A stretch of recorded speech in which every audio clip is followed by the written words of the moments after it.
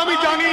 এই মুসলমানি কেউ 5,000-এ বিক্রি হয়, কেউ 1 লাখে বিক্রি হয়, কেউ একটু লাল আলো পেলে বিক্রি হয়, কেউ বুলো আলো পেলে বিক্রি হয়, কেউ চায় আমার আগে 2টো পুলিশ গাড়ি থাকবে, পিছনে পুলিশ গাড়ি থাকবে, আমি দালালি করব।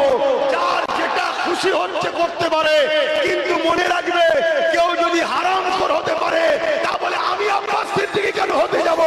আমি তো আমিন আর লালের কাছে বিক্রি হয়ে গেছি, অন্য কোন জায়গায় আর